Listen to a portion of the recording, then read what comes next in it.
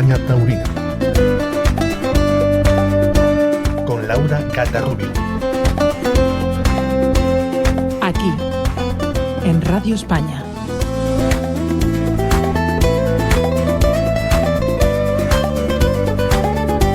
Señoras y señores, sean bienvenidos a una nueva edición de España Taurina en Radio España. Les saluda Laura Gata. Hoy en nuestro programa los Sanfermines vuelven y les contamos la última hora. También hablaremos con el torero Francisco José Espada de cara a su próxima cita en Madrid. Y Domingo Delgado de la Cámara, a buen seguro, nos deleitará con su buen saber en la historia de la tauromaquia.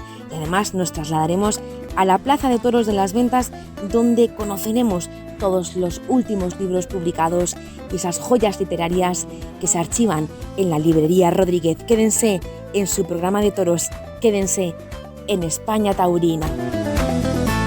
Aquí, en Radio España. ¡Viva San Fermín! Vuelven los encierros y las corridas de toros a Pamplona y se cumplen 100 años de la construcción de la Plaza de Toros de Pamplona.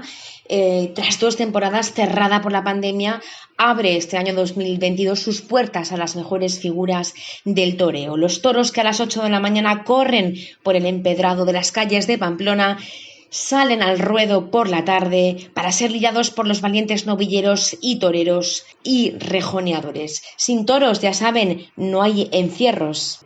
La primera corrida de feria en Pamplona fue una novillada de la ganadería de Pincha, en la que destacaron los novilleros Álvaro Alarcón y Isa Fonseca, cortando una oreja en sus toros. Y en la corrida del centenario fue una corrida mixta con toros del Capea y Núñez del Cubillo y una salida a hombros cuanto menos asombrosa del rejoneador Pablo Hermoso de Mendoza, el Juli y Roca Rey. Completaba la terna Morante de la Puebla, que tuvo la capacidad de parar el reloj, parar el tiempo en su quinto toro de la tarde.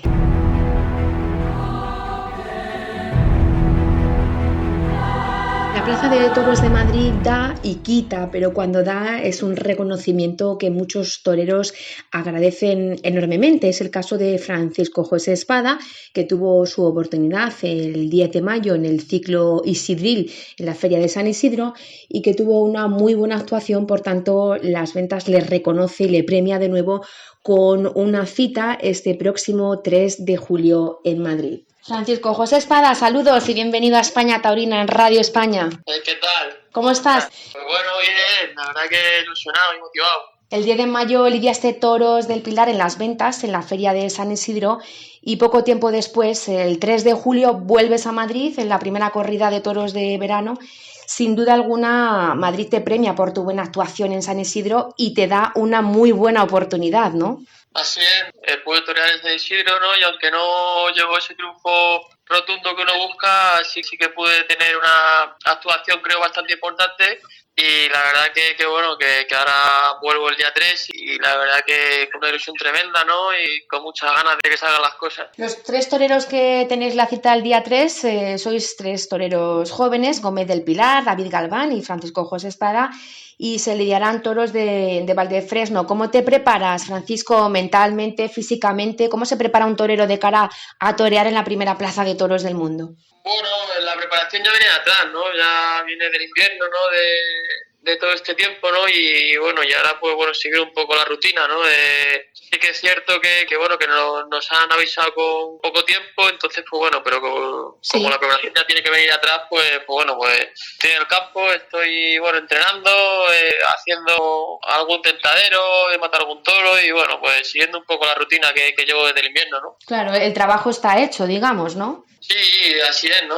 Tiene que estar hecho, ¿no? Aquí hay que estar preparado para lo que sea, ¿no? Y la preparación es algo que creo que es muy importante, ¿no? Y me gusta prepararme fuerte del invierno y bueno, creo que ya está el trabajo hecho y ahora pues bueno, pues seguir un poco con la rutina y esperar a que llegue ese día. Decíamos que son toros de la ganadería Valdefresno en Caste Atanasio. ¿Conoces bien ese tipo de toro, Francisco? Bueno, maté una corrida en Madrid hace 4 años, ¿Sí? creo, y luego maté también el año pasado una corrida en Añora de Tajo, ¿no? Una corrida también muy seria, muy fuerte, que la verdad que bueno, que he hecho toros buenos y es una ganadería que me gusta, y creo que en Madrid bueno, siempre ha hecho toros importantes, ¿no? ¿Y qué tipo de faena hay que hacerle a ese toro? Son toros que a lo mejor son un poquito avantos, ¿no? De salida, Sí. pero bueno, tampoco me gusta ir con la faena hecha, ¿no? Creo Sí. que cada toro es un mundo, ¿no? Y bueno, pues intentar, bueno, las dificultades que saquen, pues intentar solventarlas y intentar acoplarme a ellos, ¿no? Y después de torear en Madrid, sabes que si la cosa se da bien, van a seguir surgiendo tardes, ¿no? Pues sí, ¿no? Esa es mi ilusión, ¿no? La verdad que ahora mi mente está en ese día, ¿no? No pienso más allá. Sí.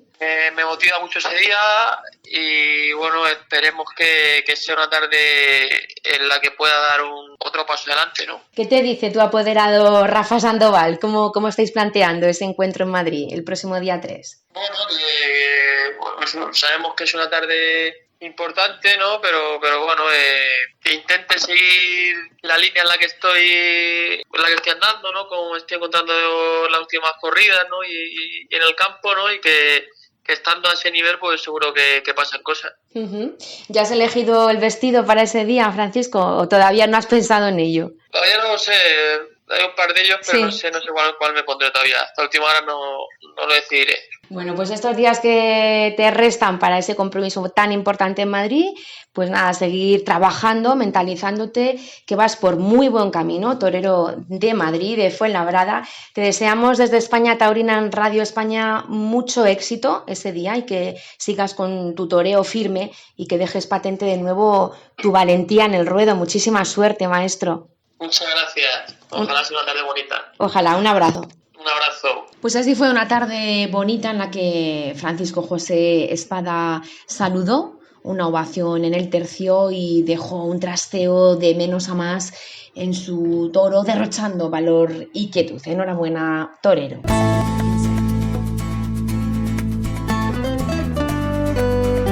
Estás escuchando España Taurina con Laura Gata Rubio. Aquí, en Radio España.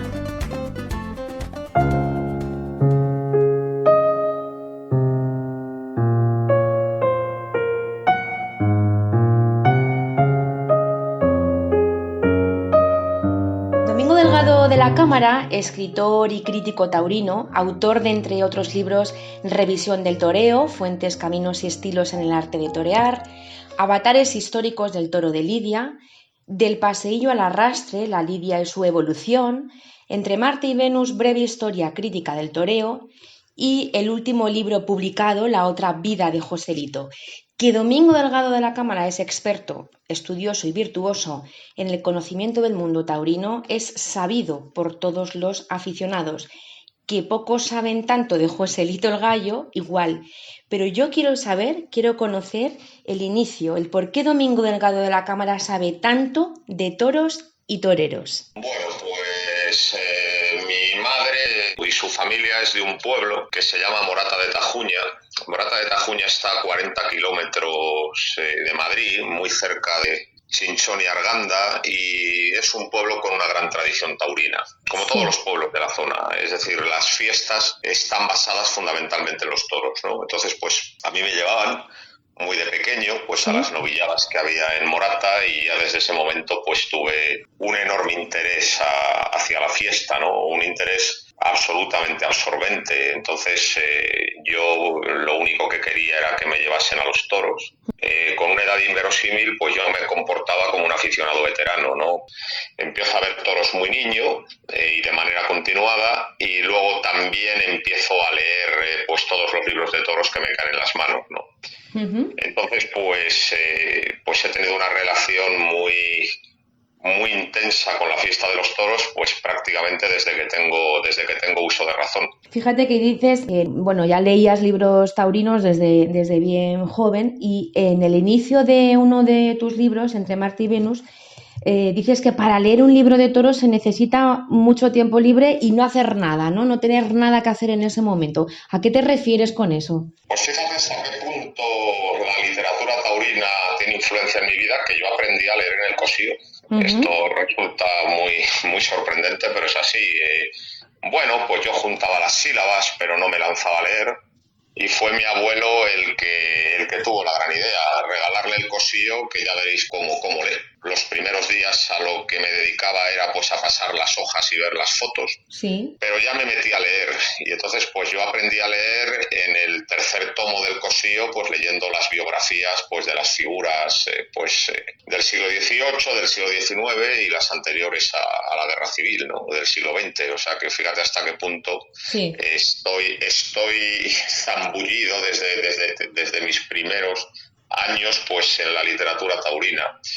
Pero sí, la literatura taurina, bueno, es muy abundante, pero hay muy poca literatura taurina buena y digamos que hay una historia muy errónea que se ha escrito sobre los toros. Tampoco debe extrañarnos, fijémonos en el marxismo. El marxismo ha sido una experiencia absolutamente calamitosa en la historia de la humanidad. Su aplicación práctica, que ha sido el comunismo, quizás haya sido la experiencia más atroz que ha conocido el hombre, y sin embargo tenemos millones de libros alabando el marxismo y el comunismo, y en muchísimos personajes de prestigio que digamos que han sido defensores de tan tremebunda corriente. Entonces pues eso, se ha escrito mucho, pero se ha escrito mal, no solo en la historia de los toros, sino en la historia general del mundo. Entonces, claro, para saber lo que se está leyendo y para ser capaz de separar el grano de la paja, pues se necesita pues mucho tiempo, mucha experiencia, mucha tranquilidad, mucha capacidad de reflexión, y eso no se adquiere de un día para otro, ¿no? Se necesita pues un proceso de decantación pues bastante lento, ¿no? Pues para descubrir lo que verdaderamente merece la pena y lo que no la merece, ¿no? Y bueno, pues yo también pasé por ese proceso, ¿no? Que si quieres lo explico un poco, ¿no? Bueno, pues lo que vamos a llamar a partir de ahora historia oficial del toreo, pues yo me la conocía muy bien porque había leído mucho. Y la historia oficial del toreo, pues así por hacer un resumen muy rápido, pues viene a decir que Juan Belmonte es el único padre del toreo moderno, Pelito es el último torero antiguo, pero que no aporta nada al toreo actual, que Manolete es el primer corruptor del toreo moderno y el cordobés es el enterrador definitivo, ¿no? Es un poco lo que dice la historia oficial, ¿no? Entonces, pues yo me la creía porque, claro, al principio no tenía elementos de referencia para desconfiar, hasta que en los Reyes Magos de 1985, teniendo yo 15 años, pues me regalaron un vídeo que se llamaba Antología del Toreo, un vídeo de la colección GAN. Claro, en los años 80, pues fueron los años de plenitud y de esplendor del vídeo casero. Todo el mundo, todas las familias compraron un vídeo beta o VHS. Los videoclubs aparecieron en todas las esquinas. Y entonces pues aparecieron también los vídeos taurinos, los primeros la colección de GAN y después la colección de Achucarro. Entonces pues nada, pues vi por primera vez pues en acción a los toreros de los que tanto había leído, y el puñetazo que recibí al ver aquellas imágenes fue tremendo, ¿no? El impacto fue tremendo, porque me di cuenta inmediatamente que aquellas imágenes tenían muy poco que ver con todo lo que yo había leído, ¿no? Pues por ejemplo el toro mitificado de la anteguerra, que yo había leído que el toro de la anteguerra era pues un toro prácticamente perfecto, un toro que tenía una presentación estupenda, que era un toro muy bravo, un toro muy encastado, pues no tenía nada que ver las imágenes que había de los toros de antes de la guerra, unos toros muy pequeñitos, muy mal presentados, que daban un juego muy deficiente, muy mansos, que huían de los caballos, que pegaban el culo a las tablas y se dejaban torear mal en la muleta. Ese fue un impacto enorme. También fue un impacto enorme y bastante negativo ver a Belmonte, o sea, Belmonte no era lo que yo había leído. Belmonte era un torero muy arcaico y muy antiguo, sí. Y desde luego un antepasado muy lejano de los toreros que en los años 80 estaban toreando. Entonces ahí me di cuenta que algo no funcionaba, es decir, había una contradicción absoluta e insalvable entre los libros y las imágenes, ¿no? Claro. Entonces eso es lo que me llevó a ya desconfiar de todo, sí. A tener un espíritu muy crítico. Y luego unos años después, como a los 2 o 3 años, pues cayó en mis manos un libro de José Alameda, Historia verdadera de la evolución del toreo, que habían editado los bibliófilos taurinos mexicanos en el año 79. Bueno, yo la verdad es que compré el libro con total desconfianza. Yo por aquel entonces compraba los libros de toros al peso, lo compraba absolutamente todo, sí. Y por eso lo compré. Pero resulta que en aquel libro por primera vez vi una historia del toreo que sí que estaba en relación con las imágenes que había visto. Sí.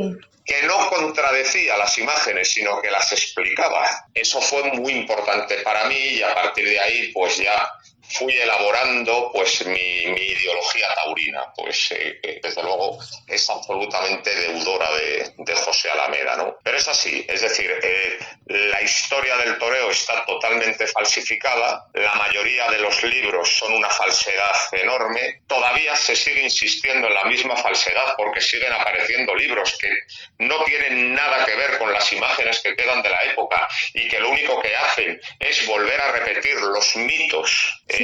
Contradicen las imágenes y entonces pues yo a lo que me he dedicado modestamente con mis libros pues es intentar pues buscar una coherencia entre las imágenes y la realidad, es decir, intentar quitar la hojarasca, intentar quitar los mitos para que resplandezca lo que verdaderamente ha sucedido. Pero verdaderamente pues ha sido una labor muy ardua y por eso digo que hay que saber muy bien los libros que abres, porque la mayoría lo único que hacen es desorientar al aficionado. Ya. ¿Y no se puede hablar de Joselito sin citar a Juan Belmonte? No, claro, evidentemente, no se puede hablar de Joselito sin citar a Juan Belmonte y no se puede citar a Juan Belmonte sin hablar de Joselito, ¿no? Pero también hay que hablar de otros dos que son absolutamente esenciales en todo esto, que es Manuel Jiménez Chicuelo y Manuel Rodríguez Manolete. En realidad la historia del toreo o de la evolución del toreo es una obra colectiva. Entonces, ¿cuál es el problema? Pues que los tratadistas oficiales han dicho pues que el único padre del toreo moderno es Belmonte y no es cierto. Belmonte aporta una serie de cosas. ¿Qué aporta Belmonte? No aporta todo. Joselito, Chicuelo y Manolete aportan cosas muy importantes. ¿Qué es lo que aporta Belmonte? Pues sobre todo aporta dos cosas. Belmonte es quien descubre el pitón contrario. Los toros pues son herbívoros, por lo tanto tienen los ojos a los lados y tienen un punto muerto en la frente. Entonces Belmonte descubre ese punto muerto. Entonces Belmonte lo que hace es meterse en ese punto muerto, sacar la muleta por el ojo de fuera y desplazar al toro. Y este desplazamiento es lo que permitió a Belmonte sobrevivir en el toreo. O sea, Belmonte descubre el cruzarse. Y este cruzarse también va a tener otra consecuencia importante, y es que al obligar al toro a desplazarse, eso supone un esfuerzo y hace que embista más despacio. Entonces se empieza a hablar de temple. Y otra aportación de Belmonte es la estética. Belmonte tiene una estética absolutamente singular. Belmonte, echando la pata para adelante y el pecho para afuera, pues aporta una estética hasta entonces desconocida, que es muy bella y que a partir de entonces pues va a ser tenida por muy clásica. Estas son las aportaciones de Belmonte. Sí. Pero sin embargo todavía tiene muchas cosas de torero antiguo. Por ejemplo, Belmonte torea con las manos muy altas. Sí. Y el toreo actual es un toreo que se basa en las manos bajas, ¿no? Y luego Belmonte, sobre todo, no participa en la consecución del toreo en redondo. ¿Qué es el toreo en redondo? Pues el toreo en redondo es dar pases sucesivos girando sobre los talones por el mismo pitón. Si vemos cualquier faena de hoy en día, pues digamos que está rimada de modo obsesivo en redondo. Es decir, lo que es la parte central de cualquier faena actual es eso, es el giro sobre los talones, ligando sobre el mismo pitón y luego rematando con un pase de pecho. Bueno, pues eso que es, vamos a decir, la parte más esencial de las faenas de muleta, en eso Belmonte apenas tuvo intervención, eso lo hicieron otros. ¿Y quiénes lo hicieron? Pues Joselito el Gallo, Chicuelo y Manolete. Uh-huh. Entonces, antes de Joselito, pues se podía haber hecho una vez cada 80 años y tal, pero quien lo empieza a hacer con todos los toros, al menos en una serie, es Joselito. Pero Joselito, junto a eso, hace otras cosas. Pues era un dominador por bajo extraordinario. También tenía un toreo muy florido, de adornos, de cambios de mano. Sí. Pero Joselito en sus faenas siempre incluye una serie en redondo. Se pueden ver las imágenes que quedan de la época que demuestran lo que digo. Belmonte nunca torea en redondo, siempre torea en ochos, como se toreaba antiguamente, que es dando el derechazo y luego el pase de pecho, pero nunca girando sobre los talones. Y Joselito es quien, en todas sus faenas, son casi todas, hace una seriecita de giros sobre los talones. Lo que pasa es que lo combina con otras cosas. Es Chicuelo quien ya impone ese giro en todas las faenas. Lo que pasa es que Chicuelo es un torero que es muy desigual, que muchos días está muy mal, porque era un torero agúlico, que no tenía valor, y ese toreo lo va a imponer definitivamente ya después de la guerra civil Manolete. Manolete tiene otra cosa, y es el que impone la quietud definitiva, porque también de Belmonte se ha escrito que se quedaba quieto, pero las imágenes no muestran ninguna quietud, porque siempre está obsesivamente, Belmonte siempre está permanentemente buscando el pitón contrario, que es donde se siente seguro, pero claro, como está siempre buscando el pitón contrario, en realidad no está quieto. Claro. Quedarse quieto es quedarse en el mismo sitio. Y eso, que lo había hecho Chicuelo de vez en cuando, quien verdaderamente lo impone es Manolete. Es decir, lo que se experimenta antes de la guerra lo impone de modo definitivo Manolete. Por lo tanto, Manolete sería el primer torero moderno, verdaderamente, ¿no? Uh-huh. Y entonces, pues eso es lo que nos muestran las imágenes. Sin embargo, todos los que habían sido partidarios de Belmonte atacan muchísimo a Manolete y le llaman de todo. ¿Por qué? Porque ellos se dieron cuenta inmediatamente que el toreo que se imponía para los restos no era el de Belmonte, era otro. Y por eso, claro, pues fueron muy detractores de Manolete y le acusaron de corromper el toreo. Y todavía eso tiene consecuencias en la Plaza de Madrid, ¿eh? El tendido 7 y los ortodoxos gritan constantemente a los toreros crúzate, crúzate y todo el lío del pico. Sí. Es una ortodoxia completamente absurda, porque el toreo que se ha impuesto no es ese. El toreo que se ha impuesto es el de quedarse en el sitio, girar sobre los talones y quedarse fuera de cacho para ligar el toreo en redondo. Es decir, se está exigiendo desde el tendido 7 una ortodoxia que no tiene nada que ver con el toreo que se está haciendo desde Manolete, que es otro. Claro. Entonces, existe esa contradicción. La invocación de una ortodoxia de un toreo que ha quedado en vía muerta. Claro. Porque el toreo que se ha impuesto es el de el que empezó a esbozar Joselito, el que definió Chicuelo y el que impuso definitivamente Manolete. ¿Y con quién competía Joselito, Domingo? ¿Con qué torero competía él? Pues aquí también voy a derribar un mito muy querido por la afición. Joselito no competía con Belmonte, eran muy amigos. El que verdaderamente las tenía duras con Joselito era Gaona. Sí, ya sé que es un mito la competencia de Joselito y Belmonte, pero no fue tal. Pero no fue tanto como se ha dicho, ¿no? No fue tal, porque para que exista una competencia cierta y verdadera tiene que haber enemistad entre los contendientes. Claro. O sea, este es el elemento esencial de una competencia, enemistad entre los contendientes. Y sin embargo, Joselito y Belmonte eran muy amigos y estaban absolutamente de acuerdo en todo. Ellos se necesitaban en el fondo, ¿no? Sí, había una frase que Belmonte repetía constantemente cuando le llegaban con algún problema, decía, no, preguntárselo a José, y lo que haga José bien hecho está. Ya. Es decir, ese comentario de lo que haga José bien hecho está es la negación de una competencia y es la afirmación de una colaboración. En realidad, Joselito y Belmonte no se estorbaban. ¿Por qué? Porque eran toreros tan distintos que ninguno le pisaba la manguera al otro. Joselito daba enormes lecciones de poderío, de sabiduría taurina, de variedad en todas las suertes.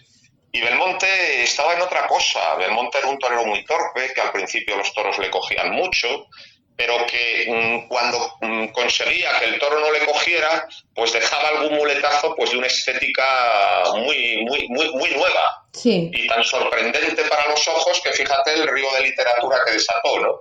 Pero en realidad no se incordiaban y además se dieron cuenta muy pronto que cuando estaban juntos las plazas se abarrotaban y ellos ganaban un dineral. Sí. El que verdaderamente era un incordio era Gaona. ¿Y por qué Gaona, el mexicano, sí que era un incordio? Sí. Porque aquí sí que se pisaban la manguera. Es decir, Gaona tenía una gran variedad con el capote, como Joselito, era un banderillero extraordinario, sí, como Joselito, sí, y por lo tanto, claro, y un gran conocedor de los toros, como Joselito. Por lo tanto, el personaje verdaderamente molesto era Gaona. Y lo que verdaderamente nos indica la grandeza de Gaona es que en un momento en que Joselito era el mandamás, y lo que hacía siempre que podía era, porque quien mandaba en el toro era Joselito, entonces lo que hacía era pues organizar un cartel donde estuviera él, donde estuviera su amigo Belmonte y donde estuviera su hermano Rafael el Gallo, ¿no? Entonces, estando enfrentado al mandamás como estaba Gaona, que fuera capaz de no sucumbir y de sobrevivir en el toreo, en el durísimo toreo de ese tiempo y tener tardes brillantes, sí, nos indica la categoría de aquel hombre que siempre se llevó muy mal con Joselito, y que además, digamos que tiene un final bastante triste, porque en el año 1918 sale un toro en Madrid de Albaserrada que se llama Barrenero, que dicen que es uno de los toros más fieros que se lidiaron en la Plaza Antigua, y con él Gaona tuvo un fracaso enorme. Se lo dejó vivo y eso pues hizo que tuviera crisis a México. También había circunstancias de carácter personal que también le impulsaron a marcharse, porque Rodolfo Gaona estaba casado con Carmen Moragas. Carmen Moragas era una actriz muy importante en la escena española del momento, que era amante de Alfonso XIII. Y esta circunstancia pues era conocida por los aficionados del tendido. Entonces, en cuanto Gaona estaba mal, pues alguien se lo recordaba. Oye, que tienes más cuernos que el toro que estás matando y tal. Entonces, al final, entre el fracaso de Barrenero y esta circunstancia personal, pues se marchó. sí. Pero en realidad el único que estuvo al margen del poder de Joselito y el único que verdaderamente molestó a Joselito fue Gaona. Belmonte nunca. Belmonte estaba a las órdenes de Joselito. Y lo que haga José, bien hecho está, ¿eh? Eso decía Belmonte. Sí, y Joselito le protege, por ejemplo. Es muy curioso ver lo que sucedió en el invierno de 1914 a 1915. El año 1914 fue la primera temporada en la que torea Belmonte de matador. Y la temporada de Belmonte pues fue una temporada muy mala, que estuvo llena de tardes malas, porque tenía un oficio muy incipiente y estaba a merced de los toros. Y hizo un verano muy malo, pero dos trasteos inverosímiles en la primavera, uno en Sevilla y otro en Madrid, hicieron que a pesar de los fracasos diarios del verano mantuviera su cartel. Entonces, de cara a la temporada de 1915, Joselito dijo, bueno, pues vamos a buscar corridas de toros muy grandes y de ganaderías muy duras para quitar a Belmonte del medio, ¿no? Y mandó a su gente al campo a buscarlas. Entonces fue Belmonte el que le dijo, mire usted, si usted quiere, termina conmigo en 2 minutos, pero piense que juntos podemos ganar un dineral. Claro. Y entonces a Joselito el comentario le interesó, y entonces pues se cambia totalmente la política y hay una corrida, la primera corrida del año 1915, que es en Málaga, y que torean Joselito y Belmonte una corrida chiquitísima de Carmen de Federico, perdón, todavía de la viuda de Murube. Lidian una corrida muy chica de la viuda de Murube. Corrochano, que era el crítico de ABC, se desplaza a Málaga y dice, estos vienen cómodos. Sí. Y al día siguiente se lidió en Málaga por una terna de segundones una corrida de Miura, ¿no? Entonces, está claro que ya a partir de 1915 se han hecho amigos y a lo que se disponen es a repartirse la tajada. Claro. Y Joselito era el que tenía las ideas, evidentemente. Eso no fue una competencia. Por mucho que se discutiera sobre ellos en todas partes, en los bares, en los mercados, en los trenes, pero en realidad estaban de acuerdo en todo, y eso es la negación de una competencia. Y en tu último libro, La otra vida de Joselito, escribes una ficción, ¿no? Augurando que hubiera ocurrido si no hubiese muerto tan prematuramente Joselito el Gallo. ¿A dónde hubiera llegado? Es que hay que tener en cuenta que Joselito murió muy joven. Joselito murió con 25 años. Sí. Y a pesar de morir con tan poca edad, hizo mucho. Hay que tener en cuenta que Joselito pues es el primero que idea las plazas monumentales, porque claro, Joselito vio que las plazas se quedaban pequeñas, sí, y que había que hacer plazas mucho más grandes para que la gente pues entrara y se quedara y pudiera ver la corrida y no se quedara en la puerta, y además para que el negocio fuera mayor. Joselito es el impulsor de las plazas monumentales. Joselito es el padre del toro actual. Joselito, con su inmenso poder sobre los ganaderos, hace que el toro cambie. Todas las castas antiguas desaparecen para centrarse en la de Vista Hermosa, porque es la que embiste en la muleta. Esto también es quien empieza, ya lo he dicho, a experimentar el toro en redondo de una forma constante. sí. Joselito es quien idea el papel del apoderado, que hasta entonces no existía. Joselito hizo muchas cosas. Y fíjate, murió con 25 años. Sí. Por lo tanto, si hubiera sobrevivido, pues verdaderamente hubiera hecho cosas importantísimas, ¿no? Porque con esa afición que tenía, con esa visión clarísima de futuro, pues si fue capaz de hacer todo lo que hizo muriendo tan joven, ¿a dónde hubiera llegado si no muere? Pues de esto trata un poco el libro. Uh-huh. Qué maravilla escucharte, Domingo. Pues te damos las gracias. Yo creo que se aprende tanto contigo que bueno, estaríamos hablando. De hecho, pues te volveremos a invitar si quieres para otro programa, porque es una auténtica maravilla, ¿eh? Muchísimas gracias. Muchísimas gracias y un abrazo muy, muy fuerte.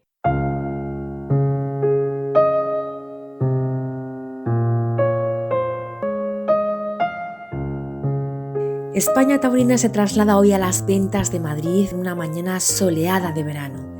En el interior de la Monumental, en el acceso 1, se ubica la librería Rodríguez, espacio acogedor, repleto de historia de la tauromaquia.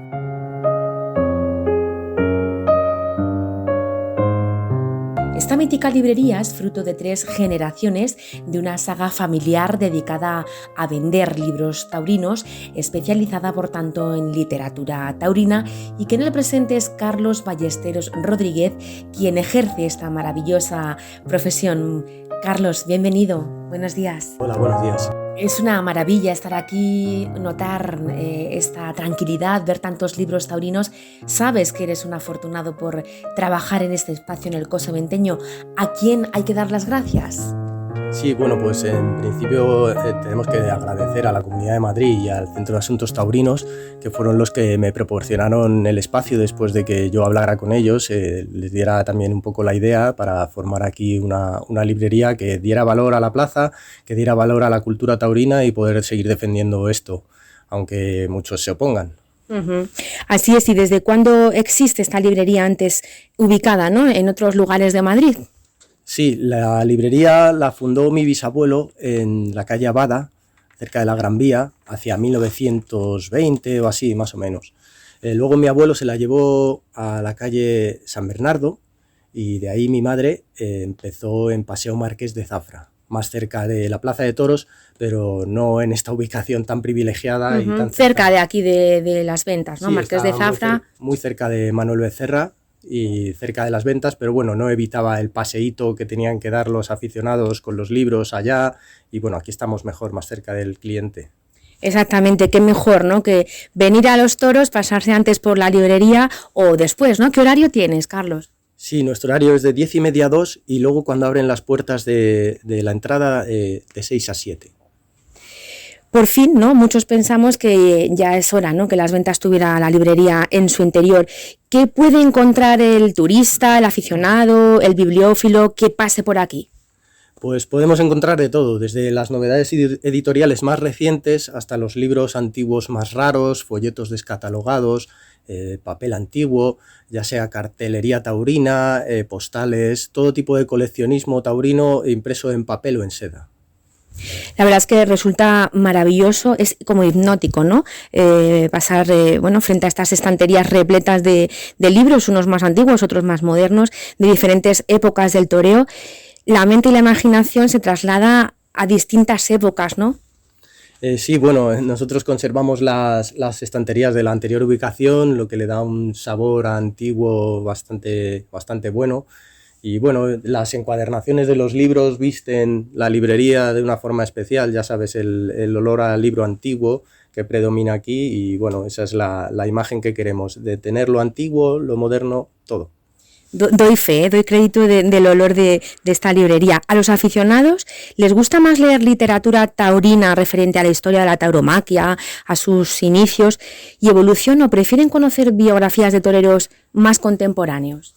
Bueno, pues hay de todo. Las biografías de toreros más contemporáneos se hacen más a posteriori, con lo cual la gente indaga más en los albores de la historia de la tauromaquia, en toreros de la Edad de Oro, sobre todo como Joselito y Belmonte, gente que transformó la tauromaquia a donde hemos llegado hoy. Uh-huh. Son fascinantes, ¿no? La colección de carteles taurinos de distintas épocas, como antes has dicho, Carlos, postales, revistas. Todas estas joyas son fruto, ¿no? de mucha dedicación y esfuerzo para poder traerlas hasta aquí. Sí, la verdad que es una cantidad ingente de material, ya sea en libros o en cartelería, y bueno, aquí estamos exponiendo y ofreciendo todo lo que se ha publicado sobre toros y nada, esperando al aficionado que venga aquí. Este es su espacio, aquí se siente a gusto, se siente respetado y puede encontrar sus libros. ¿Qué libros son los más comprados? Pues los libros más comprados ahora mismo, de un autor que está pegando bastante fuerte, que se llama Domingo Delgado de la Cámara, por ejemplo, Avatares históricos del toro de Lidia o Entre Marte y Venus. También hay libros que me demandan mucho, como El hilo del toreo de Pepe Alameda o como Tauromagia de Sureda Molina. Y bueno, son libros que no siempre puedo tener porque son descatalogados y muy difíciles de conseguir, y como no se reeditan, pues es difícil satisfacer siempre al cliente. Dices, Carlos, eso, ¿no? Que a veces es difícil de conseguir, y ¿cómo haces para llegar a todas las personas? Porque no solo personas de España, sino de muchas partes del mundo. ¿Cómo se ha adaptado la librería Rodríguez a las nuevas tecnologías? Sí, bueno, en cierto día pues decidimos hacer todo el inventario digital y hacer fotografías. Tenemos una página web en la que tenemos todos los carteles y todos los libros con su fotografía. Bueno, de esa forma llegamos las 24 horas del día a todos los lugares del mundo, y hay muchos aficionados colombianos, mexicanos, franceses que nos compran semanalmente y hacemos envíos a todos lados del mundo. ¿Y cómo está, Carlos, el mercado literario taurino? Bueno, pues te diría que hay un resurgimiento importante, se está viendo que la gente tiene muchas ganas de toros, el afán de prohibición siempre trae este tipo de respuesta, y bueno, al final se editan más libros de toros que nunca, los autores escriben sus libros y se autoeditan y distribuyen sus libros solamente por el afán de dejar constancia de su trabajo y que se difunda. Entonces, bueno, yo diría que hay un resurgir de la literatura taurina, y que aunque los grandes medios de comunicación se empeñen un poco en esconderlo, pues esto sigue muy vivo.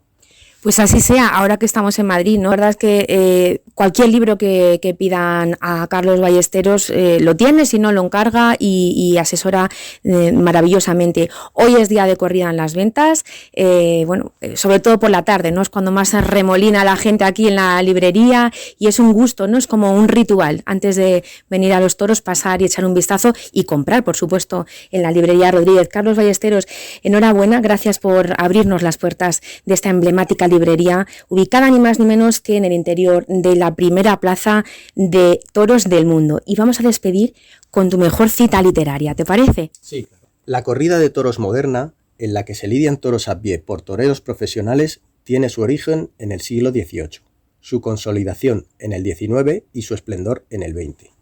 Ya sé que todos los historiadores gustan de rastrear los orígenes de la corrida en la noche de los tiempos, pero la corrida actual solamente tiene 3 siglos de vigencia, porque no hay que confundir, como tantas veces hacemos, la tauromaquia con la corrida. La tauromaquia, la lucha con el toro, es tan antigua como el hombre, mientras que la corrida es decir, la lidia a pie en plaza cerrada ateniéndose a unas normas muy concretas, es mucho más moderna. La corrida es una parte de la tauromaquia, la parte más nueva y más brillante. Gracias, Carlos Ballesteros. De esta forma tan poética despedimos el programa por hoy. Les doy las gracias por estar ahí una vez más. Les saluda y les quiere Laura Gata Rubio. España Taurina con Laura Gata Rubio. Aquí, en Radio España.